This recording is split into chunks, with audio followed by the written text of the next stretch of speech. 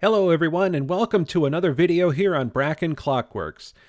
It's been a while since I've done any overhauls for the channel, so I decided to overhaul one of my recently acquired Chelsea ship's bells for your viewing pleasure. As some of you may know, this past year has been a whirlwind. Since opening Lakewood Clock Repair in February, we've been getting busy. As a matter of fact, to date, we've taken in more than 500 jobs to complete. And what's even more interesting about that is some viewers of this channel have stopped in and even sent in clocks and or watches for us to repair. And I want to thank all of you for your support and trust and also helping to support this channel. It really means the world to us and to me especially. And we look forward to working with more of you as time goes on. Now that we're pretty well established and with a steady stream of work coming in, my plan going forward is to start recording and editing more videos using incoming work. So hopefully that means I can upload more often and perhaps even with some degree of regularity. So be sure to mash that subscribe button, and thanks again for all of your support. So without further ado, here's my process for overhauling one of these fantastic timepieces. Chelsea clocks are some of the most sought-after timepieces for collectors, especially for those that are current or former members of the Navy or shipping industry. Externally, they are very utilitarian in style, yet they do have a degree of elegance to their design. They come in various sizes and styles, usually with round solid brass or bronze cases, but there are also ones that come in Bakelite cases, as well as other styles and shapes. Due to the utilitarian design, they are also quite convenient to service. Taking the movement out of the case is pretty simple. There are 3 screws, or sometimes 4 on the larger cases, that hold everything in place. Once the screws are loose, we'll also remove the hands since we're doing a complete teardown. Just remove the screw holding them down, then pull them off. After that, the entire assembly slides out the front. Next, we'll remove the dial. This is held on by 3 screws on the back side of the front plate, which can be accessed through the conveniently placed holes through each plate of the movement. You want to use a screwdriver that fits the head of your screws well to avoid chewing them up. However, most screwdrivers that neatly fit these screws are too wide to fit through these holes, so I'm using a special gunsmithing screwdriver that accomplishes this part with ease. After that, you can then separate the movement from the dial. You'll notice this clock utilizes a balance wheel rather than a pendulum for the escapement, and you'll see here I'm checking to make sure it is in good shape. If the wheel wobbles around in all 3 directions, you most likely have a broken balance staff and or a cracked or broken balance jewel. Thankfully, this escapement is in really good shape, so all that's needed is a good cleaning and lubrication, which will be covered later in the video. After removing the hammer tip, we'll carefully let down both mainsprings using a letdown tool. This is an important step that must be done with any spring-driven clock or watch so the movement can be safely disassembled. Failure to do so will result in an immediate release of power when disassembling, causing both harm to the movement and yourself. Now we can begin removing the balance platform. We'll start by removing part of the regulation assembly that engages with the regulator arm on the balance, which is held on by a tiny set screw. With that out of the way, we can now carefully remove the 2 screws that hold the balance in place. The balance platform can then be carefully pried off. They can be a little tight, so take your time and rock it back and forth until it frees up. As you can imagine, one slip of the tweezers here can open up quite the can of worms. Once it's off, it's best to set it somewhere out of the way until later. Continuing with the disassembly, we'll remove the intermediate wheel, which is held on by a shouldered screw. Then, using 2 screwdrivers, the cannon pinion can be gently pried off. After that, the regulating knob is removed. This is the part you can see through the dial face and is how you regulate the clock.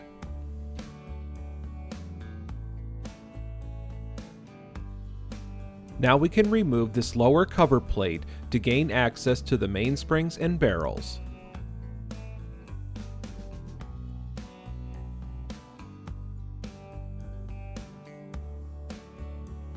After removing the ratchet wheels, the barrel assemblies can be simply lifted out. It's a good idea to note where each barrel goes, as you may notice the orientation of the main gear is different. Next, the front plate containing the time train can be removed. Chelsea ship's bells have a unique setup where the time train is on the front and the strike train is on the rear, which is why there are 3 plates rather than the usual 2. A quick note here. When you remove the front plate, there are 2 additional parts that need to be removed as well. This post is where the regulating arm attaches to and is friction fit via a spring on the back side of the front plate. The post is simply pulled out. The other part is the hammer return spring, which is unscrewed from the front and can be done before removing the plate. Now the train wheels can be removed, except for the center wheel because there are some parts still attached to it on the rear of the movement, which should have been removed before taking the plates off, but oh well, it's okay. Speaking of which, now we can flip the movement over and begin removing everything from the backside. We'll start by removing the screw on the center shaft and the washer underneath it. Then the snail can be lifted off. Next, the intermediate wheel can be removed, much like the one from the front.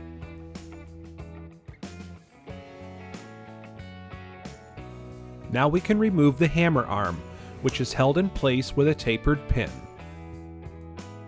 Then it can be gently pried off the post.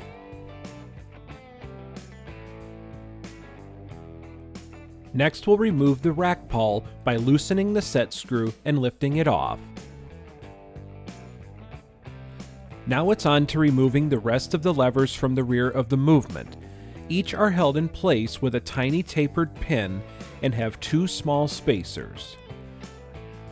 A quick side note, subsequent models of this movement use C-clips instead of tapered pins.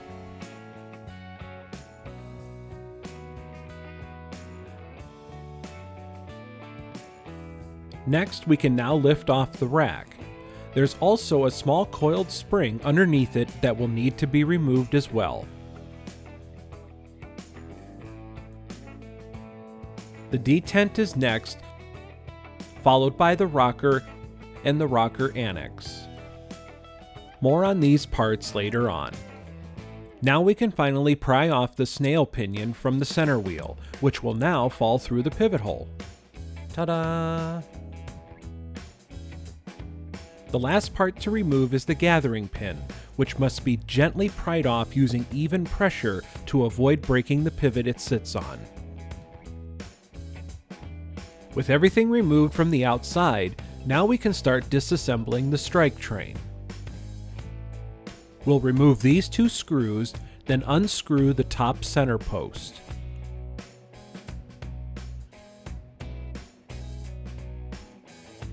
The lift and warning levers span through the center plate and fit between wheels on the strike train, which makes this part of the disassembly a bit tricky. The 2 sets of levers each have coiled springs that stick through the rear plate of the movement and are usually bent over to keep from coming out, so they need to be carefully straightened so that they can be pulled out with the levers. It's not uncommon for these brass springs to break trying to get them out, so, as in this case, a prior repairman replaced a broken spring and tied it off.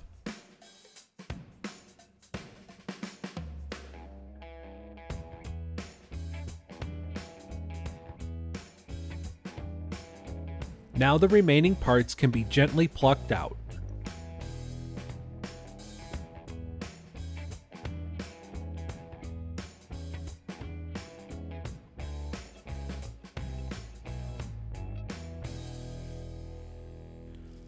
In preparation for cleaning, I'm putting the center plate back onto the rear plate so it takes up a little less space in the cleaning machine.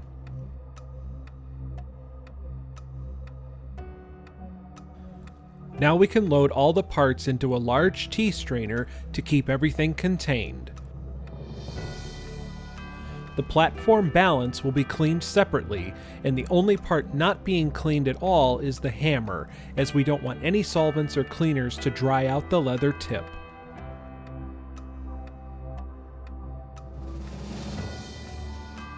The final bit of disassembly is removing the mainsprings from the barrels, which starts by removing the caps from the barrels.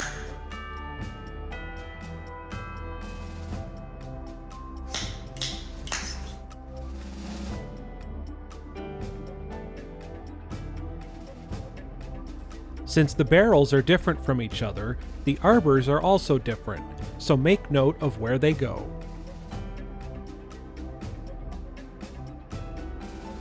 Whenever I perform an overhaul to a Chelsea, I almost always replace the mainsprings, so in this case I'll just manually remove them to save a little time.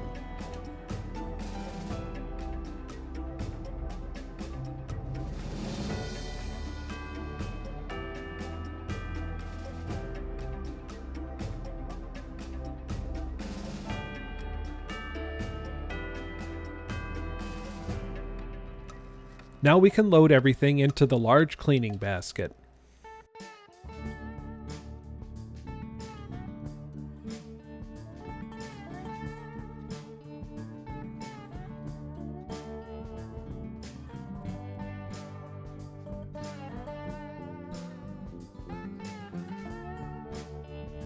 With everything loaded into the basket, it's now time to go to the cleaning room. After lots of testing with different cleaning solutions, we found the best method is to use between 2 and 4 machines, 2 of them for cleaning and 2 of them for rinsing. We use non-ammoniated and waterless rinse and cleaning solutions, so it doesn't cause any flash rusting of steel, nor does it harm any lacquered finish. It does a really good job of cleaning, and it also brightens brass and blued steel parts.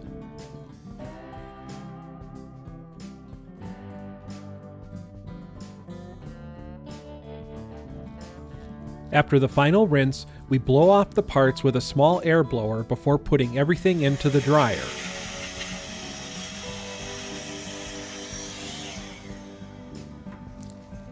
Funny thing, this is actually a food dehydrator with an extra fan for more air movement. It's set to 104 degrees Fahrenheit and will run for about 2 hours to ensure everything is dry. Once this is completed, we can now head back to the bench and begin the real work.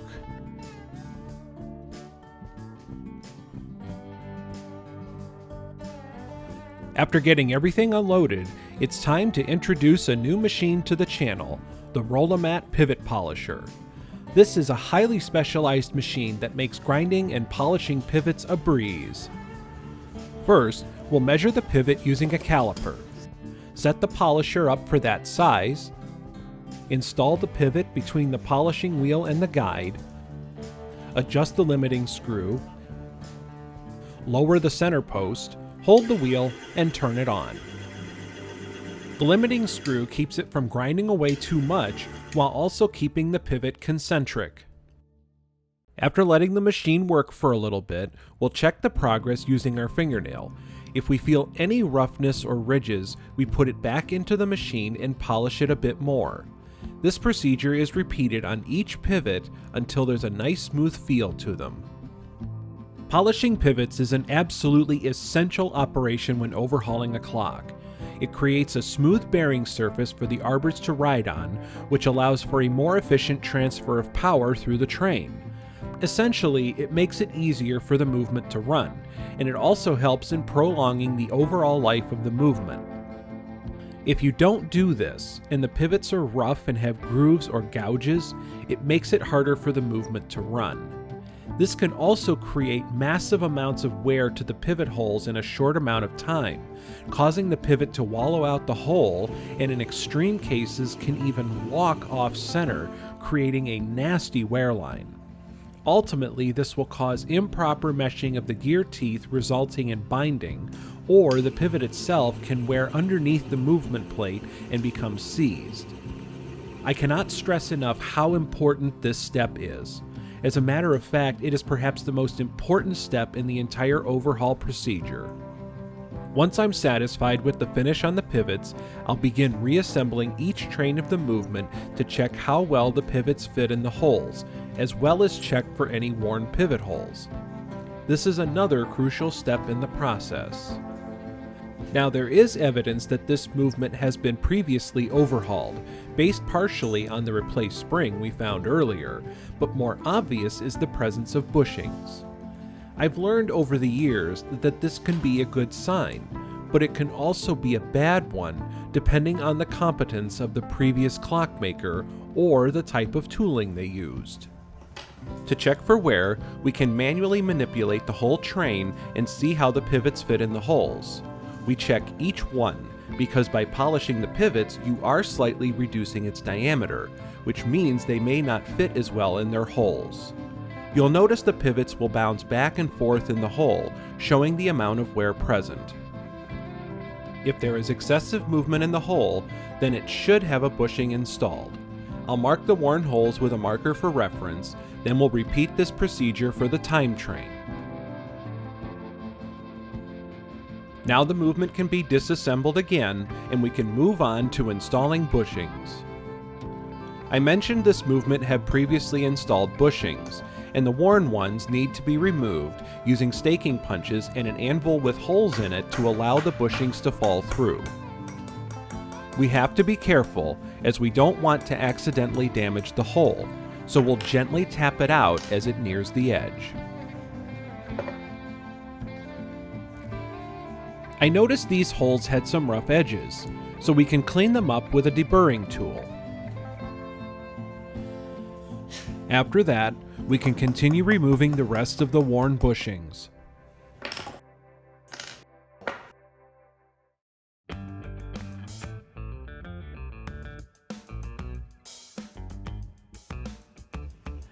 Next, it's on to selecting the new bushings. Normally, you'd measure each pivot and then select a size based on that measurement. However, I already know the pivot sizes from the polishing process, so I usually opt for test fitting around those sizes and find the one that fits snug. If it's too large, I go down a size, even if it doesn't quite fit the pivot. We can address the fit in a little bit.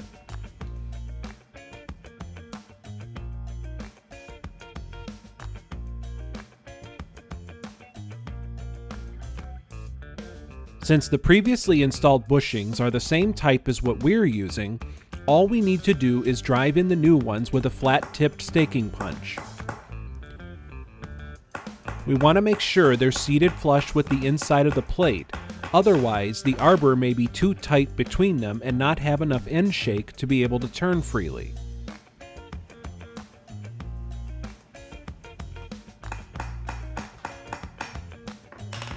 There's one more bushing to install on this plate, but this one is for a pivot hole that hasn't been bushed previously. To do this, we will need to remount the original hole using a bushing machine.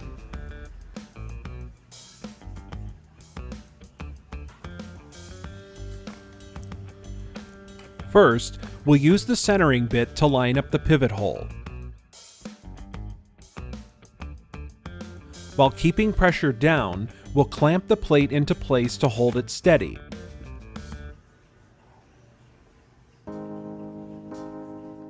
Then we can replace the centering bit with the appropriately sized reamer. Once we're sure everything is in place, we can now slowly bore out the original pivot hole.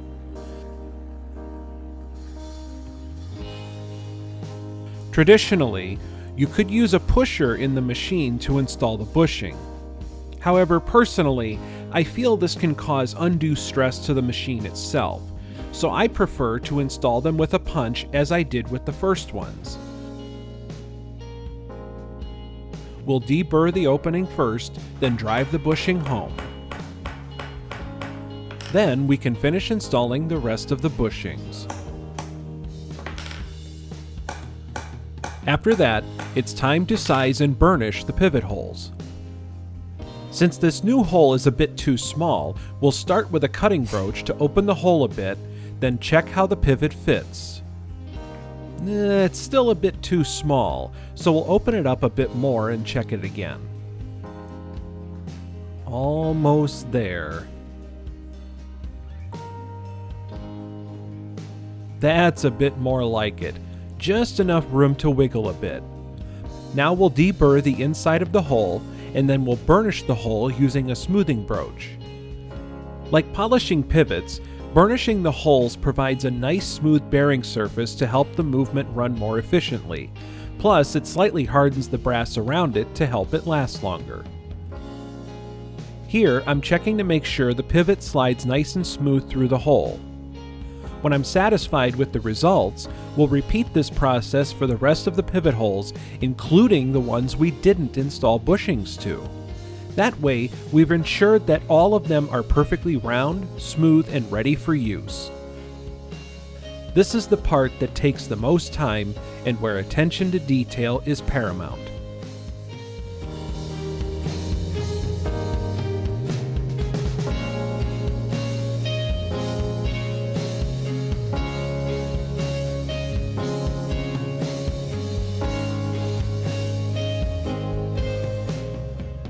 Once this process is finished, we can assemble each train and check that everything moves freely.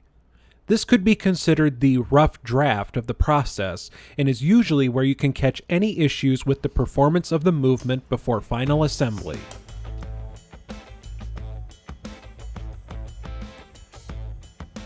The strike train seems to run with no issue, so we'll go ahead and perform the final assembly to it.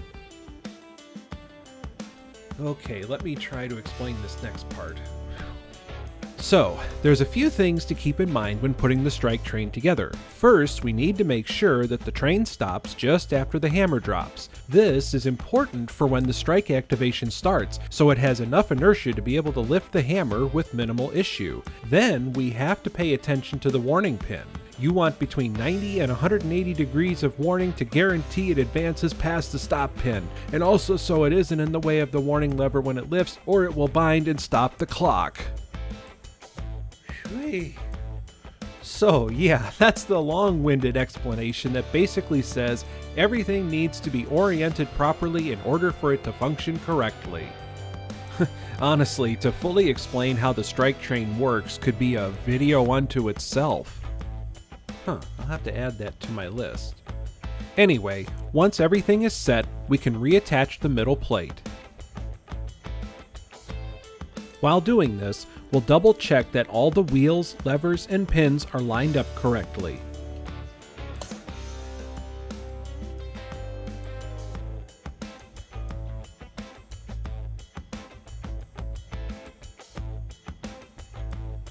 After tightening everything down, we'll move on to assembling the time train. This is much more straightforward than assembling the strike train.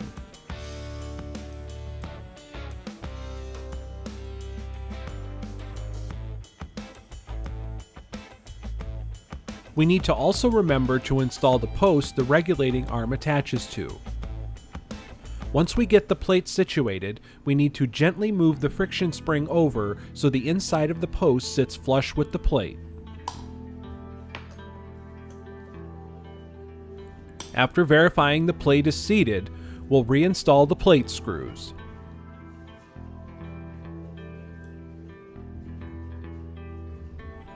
Now we can install the hammer return spring.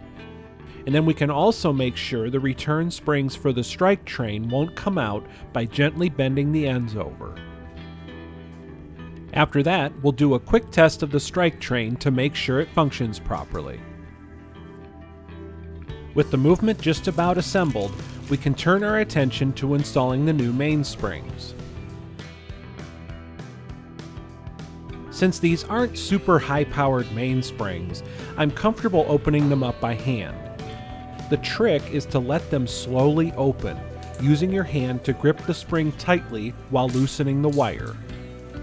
The next part is installing the arbors to the springs, but it's not in this video because I'm a dork and didn't realize it was completely out of frame of the camera until the editing process. Oopsie. Anyway, now it's on to the mainspring winder. Using special mainspring grease, we'll spread a very thin coating throughout the entire length of the mainspring. This helps the spring slip easily and evenly, so there's always a constant release of pressure as the clock runs, making it run more efficiently and accurately. After selecting the appropriately sized winding chuck, we'll slide on the sleeve that fits the barrel, then set the mainspring in place and lock down the tailstock. Once we get the tail of the spring on the hook, we can slowly wind it up until it's almost fully tight. Then we can slide the sleeve over it. Now we can slowly unwind the spring inside of the sleeve.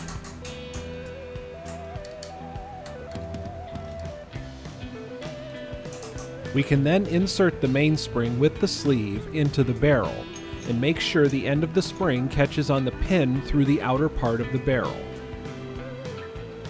Once it's in place, we'll reinstall this into the winder, hold onto the barrel, and wind it up just until the sleeve comes loose. Then we'll pull the sleeve out, then carefully unwind the spring into the barrel, making sure it's all the way in.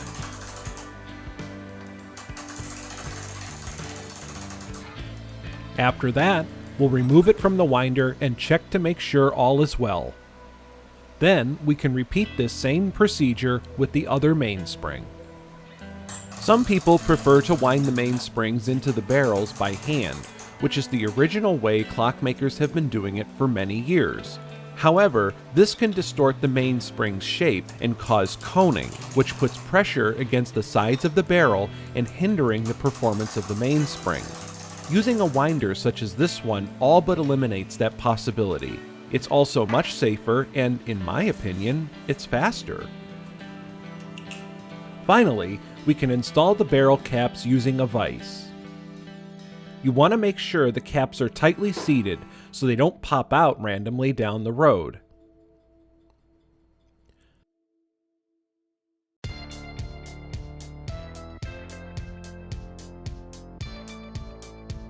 Now we can install the completed mainspring barrels into the movement.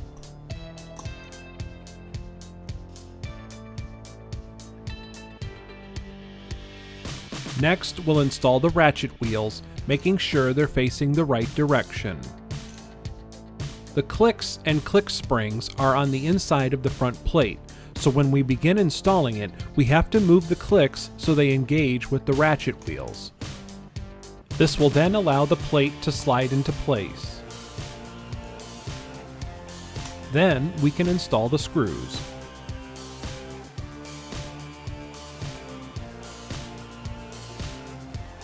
We'll wind the strike train a few turns, then test that it is working as it should.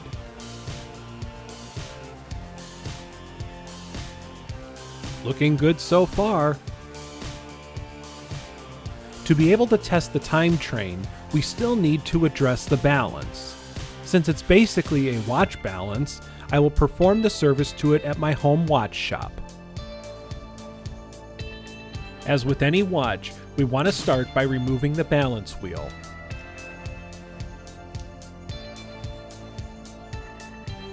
We'll set this out of the way for now, then continue the disassembly by removing the two bridges holding the pallet fork and the escape wheel in place.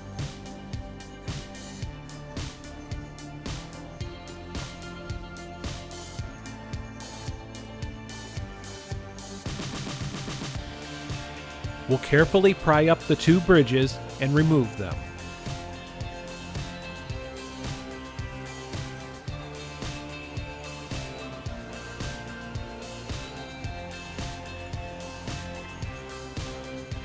Then we can carefully lift out the pallet fork and the escape wheel. In preparation for cleaning, I'll carefully reattach the balance, making sure the balance staff is properly situated in the jewels before tightening down the balance bridge. I do this little shake to make sure the balance is moving freely, letting me know it's where it's supposed to be.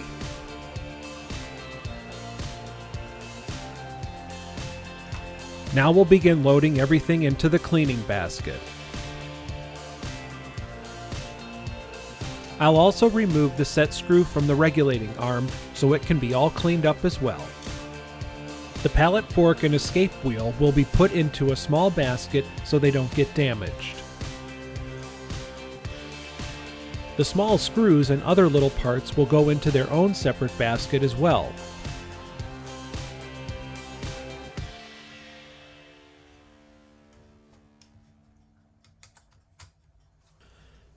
After securing the basket into the cleaning machine, we'll run them through the cleaning solution first, then followed by 2 rinsing solutions, and then finally we'll run the parts through the drying cycle.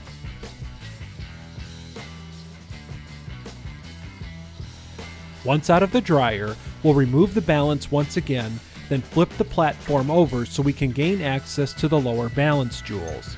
We need to make sure these jewels are absolutely clean, as well as lubricate them. Each end of the balance has 2 jewels, a hole jewel and a cap jewel. Here, I'm removing the cap jewel so it can be cleaned using a solvent called 1-dip. First, I'll rub off the dried on oil and dirt using a toothpick. Then I'll drop it into the 1-dip for a couple of minutes.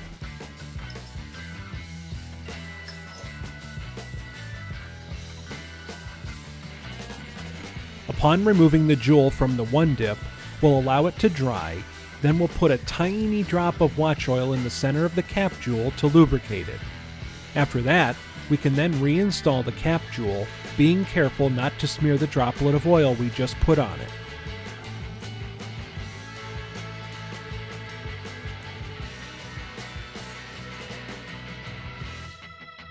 Now we can flip the platform back over and begin reassembling it, starting with the escape wheel. Before we put the pallet fork in place, we'll put the tiniest little drop of oil on each of the pallet faces, then put the pallet fork into place. This can be a tricky little bugger. After that, it's time to put the 2 bridges into place. This can be a bit tricky to do, as we need to make sure the pivots fit into the jewel holes before tightening them down, so it's best to double check, then recheck again to make sure everything is set correctly. Then we can install the screws and tighten them down.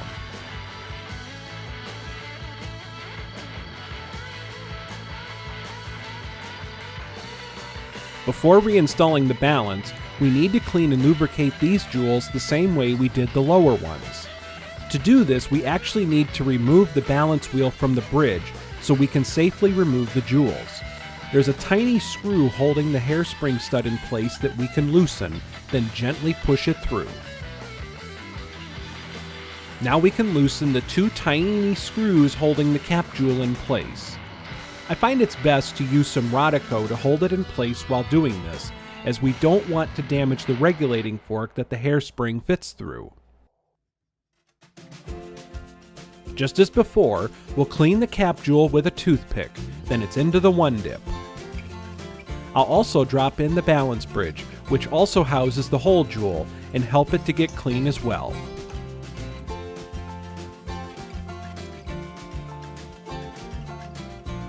After the parts dry off for a couple of minutes, we'll again put a small drop of oil in the center of the cap jewel. Then we can move on to reassembling the balance. We don't want to smear that drop of oil we just put on, so we need to make sure we have the holes lined up as close as we can get them before reinstalling the screws. This takes a bit of patience to accomplish, but the next part is a bit trickier.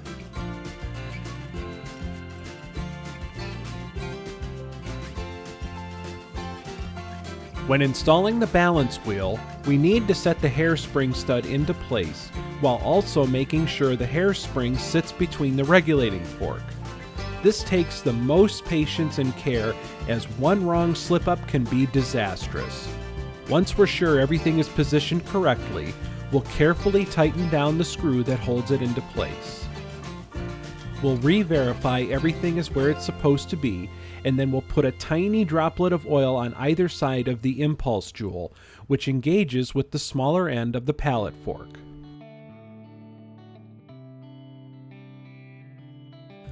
Now it's time to install the completed balance wheel to the platform.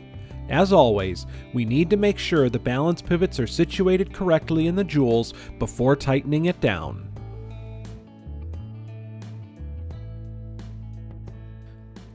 The next thing is to verify the fork is centered between the banking pins. This is important because if it's off to the left or to the right, that means the beat isn't going to be even and it won't run right. Thankfully, this one is perfectly centered between the pins, so this platform is good to go. However, before installing it, we'll go ahead and oil all the pivots on the movement. It's a little tricky on these Chelseas because you have to make sure you get the interior pivots as well. Just a small drop on each pivot is all that is needed. Then afterwards, I'll jiggle the arbors a bit to help distribute the oil.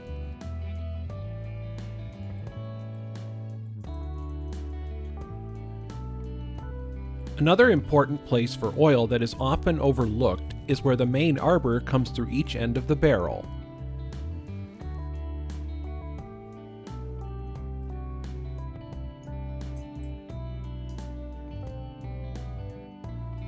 It's running smooth as silk. Now we can carefully reinstall the platform. Line it up carefully and make sure it engages properly with the wheel on the inside, and now we can secure it into place. The moment has finally arrived to see if all of this work was worth it. I'll wind it up a bit and see if it comes to life. Aha! There we go. Yes! That's what we want to see. It has a heartbeat again, and quite a strong one too. I just realized I forgot to put some watch oil on the escape wheel pivots, so let's take care of that.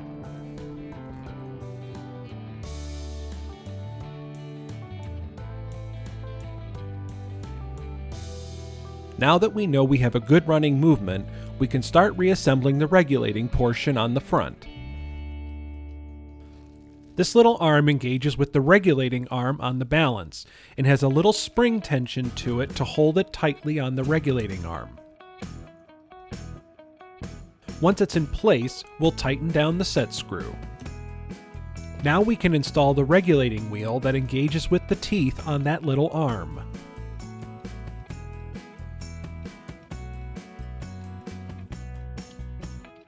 You can see how rotating the wheel moves the regulating arm on the balance up and down. After that, we'll reinstall the hammer to the back.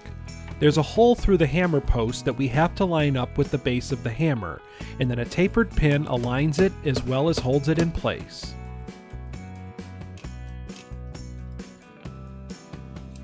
The next part could potentially be done differently.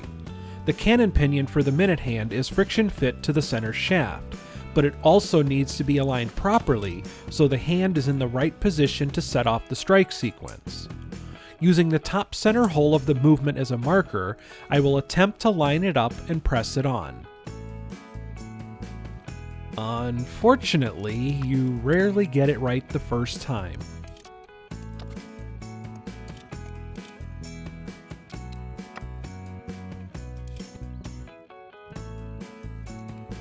Once it is lined up, we'll make sure it is pressed all the way on, and now we can move on to reassembling the intricate striking system on the back, starting with this little wheel that goes on the back of the center shaft. This wheel has a pin that lifts and lowers this lever, the rocker, annex, and spring, every hour. More on this in a little bit. Next comes the detent, then the rocker, which is a bugger to install if you've already installed the hammer like I did. Durr.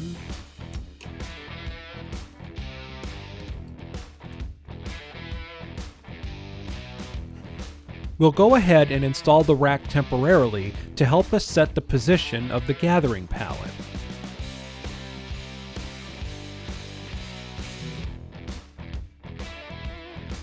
Then we'll install the snail for testing purposes, and then we'll install the rack stop.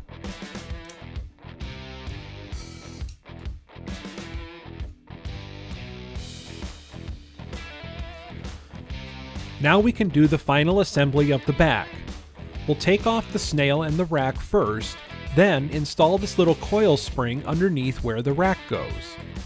This fits into a hole on the movement plate, as well as a little hole on the back side of the rack, and it can be a little tricky to get lined up and installed correctly.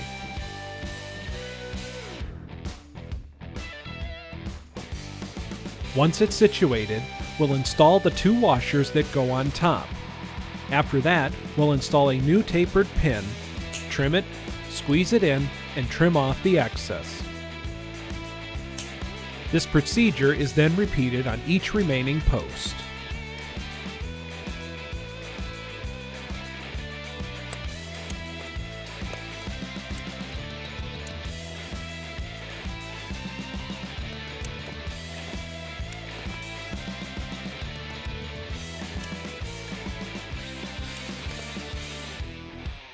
Once all that is done, now we can install the snail in its proper orientation along with the intermediate wheel.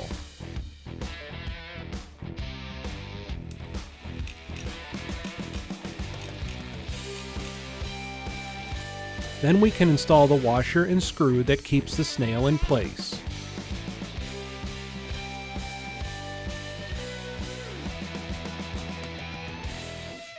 After that, we can now install the hammer tip.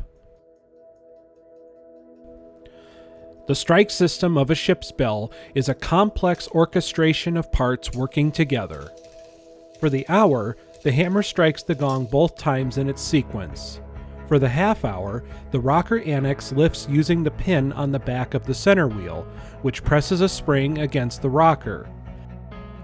The rocker can't lift fully yet, since the detent is holding it in place through the strike sequence. On the last strike, the rack lifts against the detent, allowing the rocker to spring upwards and stops the hammer from dropping. This is how the odd bell strike of the half hour is accomplished.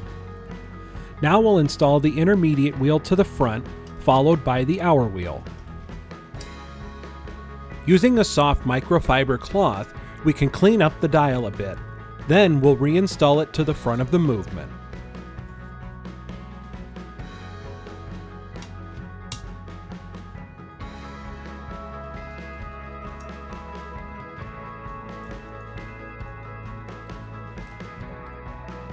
After screwing it down and determining which strike sequence we're at, we can now install the hands.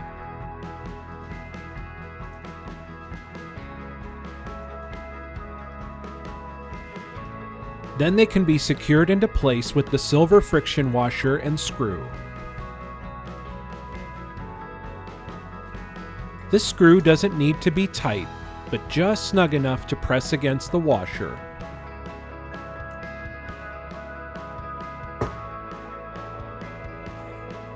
With that, we're now getting into the home stretch. After cleaning the glass, we can now gently lower the assembled movement into the case, being sure to line up the 3 screw holes. Then we can install the bezel and secure it all into place with the 3 case screws.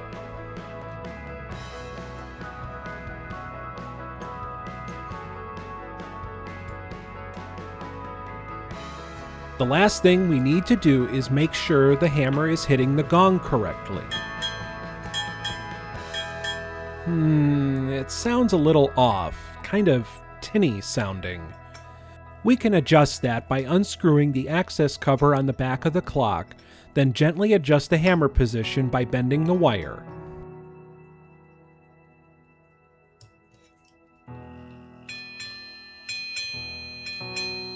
Okay, so the tone is slightly better, but now we're getting a slight buzzing sound. One last adjustment ought to do it. That sounds pretty darn good to me. Let's put that access cover back on and tighten it down. And with that, we just need to screw on the front cover, and now we can call this project done. I didn't show this on camera, but I made several timekeeping adjustments over the following couple of weeks. And now, 3 months after filming this video, this Chelsea is still going strong. It keeps super accurate time and is happily striking out the Navy bells every half hour. One important side note, for as long as this video is, it doesn't even come close to how long it truly takes to properly overhaul a clock. For this Chelsea, it took about 7 hours to complete, which is an average overhaul time for one of these. It's important to double check everything, and I'd rather spend a little extra time during the overhaul process than have to disassemble it later because I rushed. Thank you so much for coming along with me on this overhaul journey. It was a distinct pleasure to make this video for all of you, and I hope you enjoyed watching it as much as I did making it. Be sure to like this video if you enjoyed it, and subscribe to be notified for future content. Take care everyone, and have an amazing day.